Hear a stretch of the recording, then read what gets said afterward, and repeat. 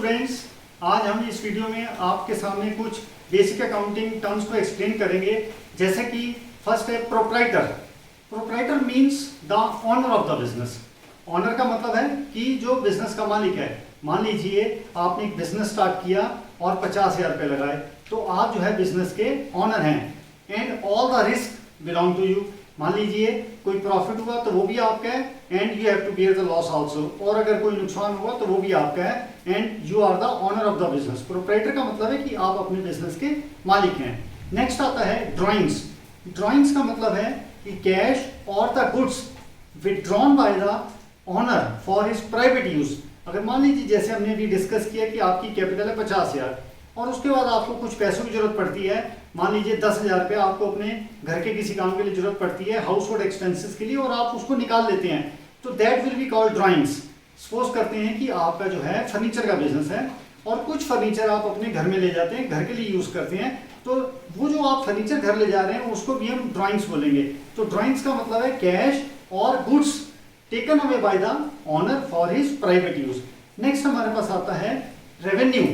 Revenue का मतलब है कि amount realized by the business from the sale of the goods. जिस चीज का हम बिजनेस कर रहे हैं उस यूनिट को हम जब बेचते हैं उससे जो हमें पैसा मिल रहा है वो हमारा रेवेन्यू। मान लीजिए फर्नीचर है, फर्नीचर हमने बेचा और उससे हमें 10,000 मिले, तो 10,000 जो है हमारा रेवेन्यू हो गया। इसके बाद आता है हमारे पास एक्सपेंसेस। देखिए एक्सपेंसेस क्या है? It means the cost which is incurred to produce the goods. जैसे हम बात कर रहे थे कि मान लीजिए हमने फर्नीचर बेचा 10,000 का, और 10,000 का फर्नीचर जो है वो हमारा रेवेन्यू है, लेकिन इस 10,000 को रियलाइज करने के लिए हमें फर्नीचर की कुछ कॉस्ट इनकर करनी पड़ी। मान लीजिए हमने फर्नीचर को जो प्रोड्यूस किया उसकी कॉस्ट आ गई 6,000। It means expense to produce the furniture is 6,000। इस फर्नीचर की प्रोडक्शन कॉस्ट आ गई 6,000। This is called expense. इसके बाद हमारे पास आता है लॉस। देखिए लॉसेस क्या है?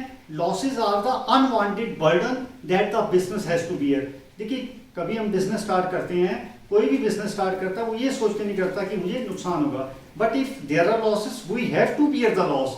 अब मान लीजिए हमने 10,000 का रेवेन्यू कलेक्ट किया सेल करने से, लेकिन अगर उसकी कॉस्ट जो है वो 10,000 से ज्यादा है, मान लीजिए 15,000 है, तो हमें नुकसान हो गया 5,000 रुपये का। Next term is goods. Goods का मतलब है the articles which are purchased और manufactured for the purpose of resale. जो भी आर्टिकल जो हम खरीदते हैं या मैन्युफैक्चर करते हैं और किस लिए, क्योंकि हमने उसको बेचना है, तो वो हमारे गुड्स होते हैं। जैसा कि हमने अभी डिस्कस किया कि हम फर्नीचर बना रहे हैं, तो फर्नीचर अगर हम परचेज करते हैं तो हमारा गुड्स है, क्योंकि हमने इसको बेचने के पर्पज से लिया है।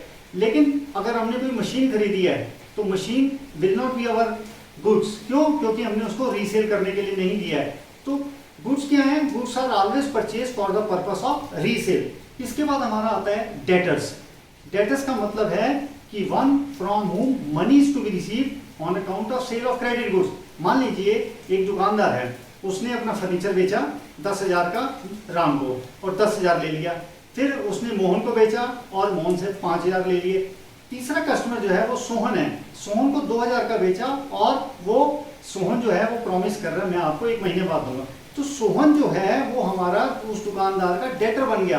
डेटर का मतलब है कि पर्सन जिससे हमें पैसा लेना है, person from whom money is to be received. अब इस पर्सन से हमें पैसा लेना है सोहन से, तो सोहन जो है वो फर्म के लिए एक डेटर बन गया। डेटर का मतलब बिजनेस के लिए वो देनदार है।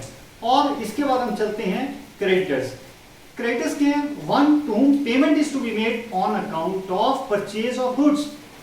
जैसा कि हमने फर्नीचर की बात की, हमारा बिजनेस है फर्नीचर का, हमने फर्नीचर बेचा, वो हमारी सेल होगी, और जिसको हमने बेचा उधार वो हमारा डेटर हो गया। अब हमने फर्नीचर जो कहीं से खरीदा है, मान लीजिए 50,000 का, उसको हमने 40,000 दे दिए, अब 10,000 बच गए, 10,000 हम उसको बाद में देंगे। जो 10,000 हमने बाद में देने हैं, it means that is a case of credit purchase, और जिससे खरीदे हैं वो बिजनेस का क्रेडिटर बन गया, यानी वो लेनदार है हमारा। डेटर कौन है? जिससे बिजनेस ने लेना है पैसा। क्रेडिटर कौन है? जिसको बिजनेस ने पैसा देना है। तो students, I hope these terms will be very much clear to you. ये आपको क्लियर होगी। अगर फिर भी आपको कोई डाउट होगा तो आप कमेंट करके अपने क्वेरीज पूछ सकते हैं। Thank you.